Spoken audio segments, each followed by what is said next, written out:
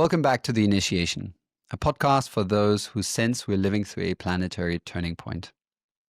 A space to explore the converging crises, emerging breakthroughs, and the inner and outer transformations needed to rise to the occasion. In this episode, we're stepping into the third of our four breakdown forces, the accelerating climate crisis. Now, before we get into the science and system dynamics, I want to name something directly. Climate change has become one of the most polarizing and emotionally loaded topics of our time. Some dismiss it entirely, calling it a hoax or exaggerated. Others sound the alarm bell so loudly that it begins to feel abstract or even disempowering. This episode isn't about fear-mongering or ideology. It's about looking clearly at what the science is telling us and situating it within the larger arc we've been exploring, humanity's phase shift, and the deeper reorganization of our world that's already underway.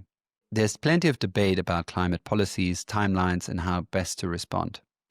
But the basic physics of greenhouse gases and their impact on Earth's energy balance, that part is not up for debate. We'll start there with first principles, what climate change actually is, what's accelerating it, and why many of the most concerning changes are not linear, but driven by feedback loops that push Earth's systems towards tipping points. We'll also look at the transition to renewable energy, where we're making massive progress, and why, despite this, we're still not moving fast enough to avoid fundamental planetary disruption. Along the way, we'll examine hidden factors like the Jevons Paradox, the carbon debt already baked into the system, and the limits of efficiency. But climate change is not the whole story. We'll also zoom out and look at the broader ecological picture, the collapse of biodiversity, ocean acidification, soil depletion, and the crossing of multiple planetary boundaries. Together, these signals suggest that we're not just facing an environmental crisis, but a system breakdown of Earth's life support structures, one that intersects with the other forces we've already explored, technology, money, and geopolitics. So let's begin with clear eyes and with context, and with the deeper question always in mind, not just what is breaking down, but what is this moment asking of us? To get started, let's cover the basics. The Earth is warmed by sunlight. Solar radiation passes through the atmosphere, hits the Earth's surface, and heats it up. That heat is then radiated back out into space and as infrared energy. But here's the key. Greenhouse gases like carbon dioxide trap some of that outgoing heat. CO2 molecules have a specific structure that makes them especially good at absorbing this infrared radiation. When that radiation hits a CO2 molecule, it causes it to vibrate, essentially adding more heat to the atmosphere. The more CO2 we have, the more heat gets trapped. That's the basic mechanism behind global warming. And in the last 100 years, especially the last few decades, CO2 levels have really spiked. And unsurprisingly, so have global temperatures. Now, if you spend enough time in certain corners of the internet, you may have heard a popular counter-argument that there isn't a clear correlation between CO2 and global temperatures. Some point to historical data showing periods where CO2 levels were high, but temperatures were relatively low, or vice versa. On the surface, that might sound like a compelling critique. But let's be clear, it's a misunderstanding of both the data and the timescales involved. When we zoom out to geological time, millions of years, climate is influenced by a really wide range of variables. Solar cycles, continental drift, volcanic activity, orbital wobble, ocean currents, and so on. CO2 is one of many factors. But over the last 800,000 years, the correlation between CO2 and temperatures is very strong, and even stronger over the last 200 years. In modern times, we've added over 40% more CO2 to the atmosphere at a pace far faster than anything observed in climate records. So yes, the Earth's climate is complex, But complexity isn't an excuse to ignore the fundamentals. Physics is physics. CO2 traps heat. And we've added a massive, unprecedented amount of it to the system in a very short time period. But it's not just that the world is getting warmer. What's alarming scientists is the rate at which it's happening. We're not just seeing new records being set, we're seeing them absolutely shattered. The acceleration is what really stands out. When you look at the 12 months rolling averages of global temperatures, the upward curve is really dramatic. And here's where things get even more serious. Beyond just rising temperatures, climate scientists are deeply concerned about so-called feedback loops, self-reinforcing mechanisms that amplify warming and make it harder to stop. Let me give you a few examples. Number one, there is the so-called albedo ice effect, meaning as Arctic ice melts, less sunlight gets reflected back into space. That means more heat is absorbed by the Earth's surface, which melts more ice, and the loop continues. Number two, as permafrost thaws in Siberia and the Arctic, it releases methane, an incredibly potent greenhouse gas, over 80 times stronger than CO2 over a 20-year time period. Number three, as oceans warm, they absorb less CO2 and begin to release some of what they've already stored. And number four, as forests die from heat stress or wildfires, they stop pulling CO2 from the atmosphere and instead start releasing it, turning from carbon sinks into carbon sources. All of this means that the climate system doesn't respond in a straight line. It has tipping points, nonlinear thresholds, where a small change can lead to big, irreversible shifts. And that's where the real danger lies. Because if we cross those thresholds, we may lose the ability to stabilize the system, no matter how many emissions we cut later on. So while we often hear about staying below 2 degrees Celsius of warming, this isn't some arbitrary number. It's a threshold beyond which the risk of runaway feedback loops grow exponentially. And right now, none of the 37 major climate models currently in use predict we'll stay under that limit, not without radical, coordinated action. Now, you might be thinking, but aren't we making huge strides to shift, for instance, to renewable energy? And yes, we are absolutely doing that. Solar and wind are growing at an astonishing pace. In fact, global solar capacity is going absolutely parabolic. Forecasts after forecasts are being blown out of the water. What we're seeing is exponential growth.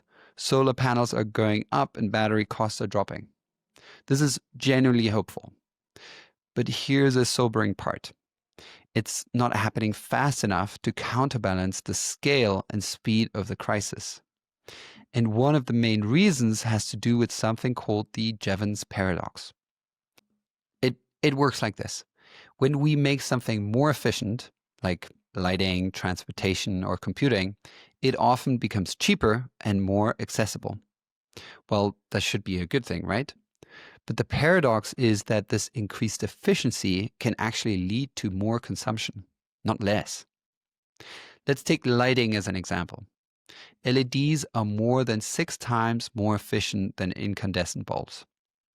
You'd think that would lead to a massive reduction in energy use. But what happened instead? Lighting got cheaper, and so we started using it everywhere, from giant billboards to glowing skyscrapers to the Las Vegas Sphere with about 1.2 million LED lights. The same logic applies to energy as a whole. As we make energy cheaper and cleaner, we're not necessarily using less of it. In fact, global energy demand keeps climbing. And that means renewables aren't replacing fossil fuels. They're often just adding to the total. Since 1990, the world has become 36% more energy efficient. Well, that's great. But in the same time period, total energy consumption has risen by over 60%. So the efficiency gains are more than offset by our growing appetite for energy. And this is where the Jevons Paradox becomes a systemic issue. All of our climate models that show a path to net zero assume we'll shrink overall energy demand. But historically, we've done the opposite. Efficiency gains tend to accelerate consumption, not reduce it. It's a really difficult truth, but if we want to stay grounded in reality, we have to acknowledge it. Transitioning to renewables alone won't be enough, not unless we also reckon with our growth models, our consumption habits, and the deeper economic assumptions that drive energy use in the first place. Another aspect to the climate crisis is a topic that doesn't get nearly enough attention: carbon debt, or what's often called locked-in warming. Here's the basic idea. Even if we somehow stopped all greenhouse gases emissions today, literally turned off everything overnight, the planet would still continue to warm for centuries, maybe even millennia. Why? Because of the long-lasting effects of CO2 already in the atmosphere. Once emitted, carbon dioxide doesn't just vanish. A significant portion of it stays in the atmosphere for hundreds of years, continuing to trap heat and warm the planet long after it's been released. A landmark study in 2009 by climate scientist Susan Solomon showed that even if we halted all emissions immediately and CO2 concentrations started to decline, the warming from past emissions would still stick around for a very long time. The climate doesn't bounce back quickly, it holds onto heat. That means the damage we've already done is baked in. So if we want to not just stop the warming, but actually cool the planet back down, we would need to go beyond net zero. We'd have to start removing massive amounts of CO2 from the atmosphere through what's called carbon dioxide removal, or CDR. But there's a catch. It's incredibly expensive. According to current projections, if we somehow manage to bring the cost of carbon removal down to $100 per ton, a wildly optimistic estimate from current perspective, it would still cost $22 trillion just to lower global temperatures by a mere 0.1 degrees. At more realistic cost estimates, that price tag skyrockets even further. This is what makes the climate challenge so uniquely difficult. We're not just fighting future emissions, we're dealing with a climate debt that's already come due. And paying it off won't be easy. So when you hear net zero targets or even claims of carbon neutrality, keep this in mind. Stopping emissions is essential, but it won't be enough on its own. We're going to have to remove what's already there. And that's a whole new layer of complexity, technologically, politically, economically. And it adds urgency to the entire conversation.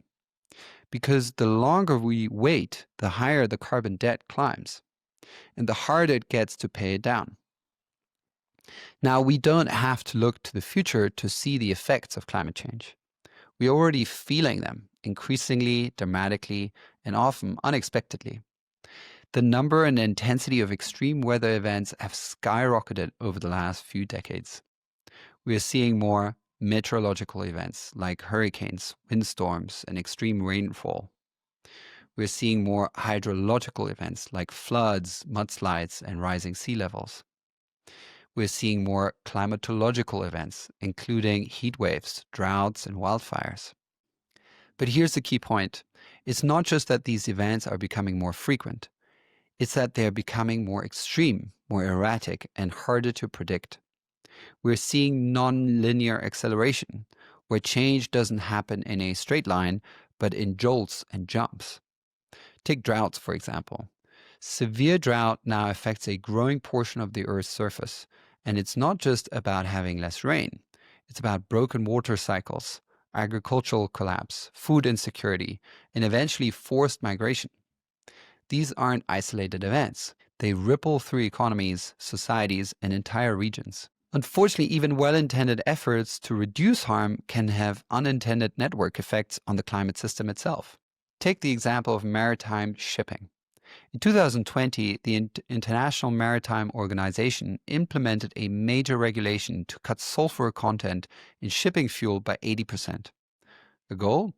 Reduce air pollution and improve public health, especially for people living near ports and coastlines. And it worked. Sulfur dioxide emissions dropped significantly. But there was a hidden trade-off. Aerosols like sulfur dioxide don't just harm human health, they also reflect sunlight back into space. They have a net cooling effect on the planet. So when we reduce those emissions, more solar radiation began reaching Earth's surface, and the planet started warming faster. A recent Nature article called it an inadvertent geoengineering termination shock. The impact? That single regulation may have doubled the rate of warming we're seeing in the 2020s compared to previous decades. It's a powerful reminder. Earth's systems are deeply interconnected. We can't afford simplistic fixes.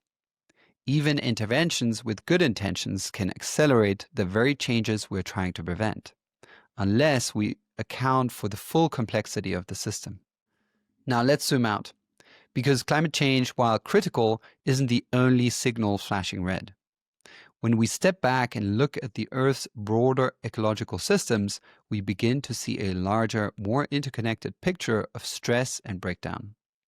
Scientists at the Stockholm Resilience Center have identified what they call the 9 planetary boundaries, critical thresholds that define a safe operating space for humanity.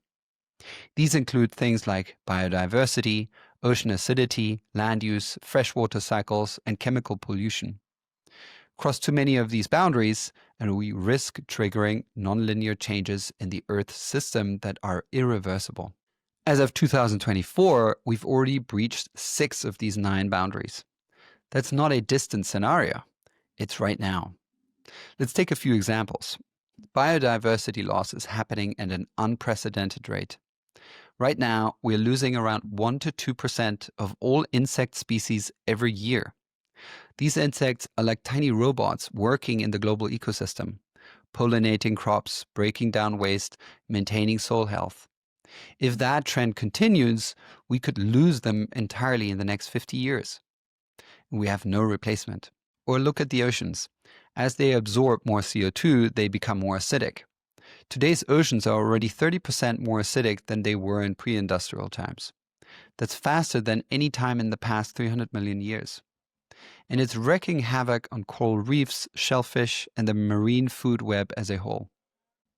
Then there are novel entities, things like microplastics, synthetic chemicals, and nanomaterials. They've reached every corner of the planet. We now find microplastics in the oceans, in the animals, in our drinking water, and even in the human blood, placentas, and brain tissue. One recent study found that up to 0.5% of human brain mass may now consist of microplastics.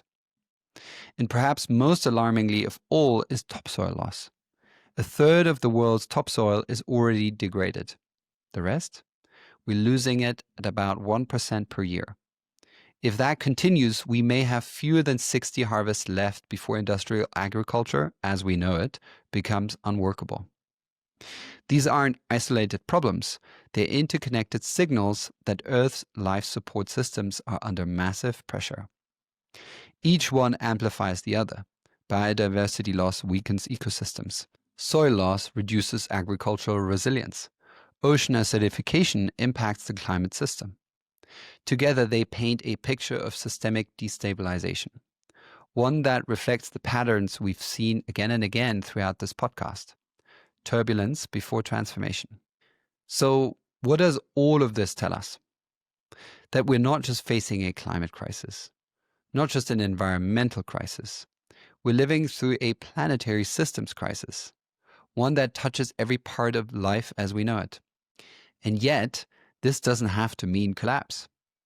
It can mean transformation. Just like in nature, the signs of instability we're seeing, rising temperatures or extreme weather events, might not just be signs of the end. They could also be signs that a reorganization is underway, that our systems are approaching critical thresholds, not just of breakdown, but of breakthrough. We've seen this in other episodes. In nature, before phase change, systems enter a state of increased fluctuation. Water vibrates more wildly before it freezes. Ant colonies display chaotic behaviors before they become superorganisms. Instability often precedes transformation. So the question we need to keep asking is not just how bad will it get, but what new possibilities might this moment be making room for? And even more importantly, what role do we want to play in shaping what comes next? Because this isn't just about CO2 or temperature targets. It's about our relationship with the Earth, with each other, and with the future we want to inhabit. Can we shift from being extractors to stewards, from being consumers of the Earth's abundance to co-creators of its regeneration? From short-term survival to long-term participation in life's unfolding? If we want to navigate this transformation wisely, we have to stay awake to the deeper patterns beneath the surface, beneath the headlines. We have to cultivate what Joanna Macy calls active hope. Not blind optimism, not despair, but the willingness to show up and participate even when the outcome is uncertain. So thank you for being part of this inquiry. Next time, we'll explore the fourth and final breakdown force, the unraveling of the geopolitical order, and what it means for a world where power is shifting, borders are destabilizing, and new alliances are emerging. Thank you for listening. And if this episode stirred something in you, I'd love for you to share it with a friend, with your community, or on social media. These conversations are really meant to ripple outward. You can subscribe to The Initiation wherever you get your podcasts so that you don't miss what's next. Until then, stay grounded, stay open, and stay connected, what matters most.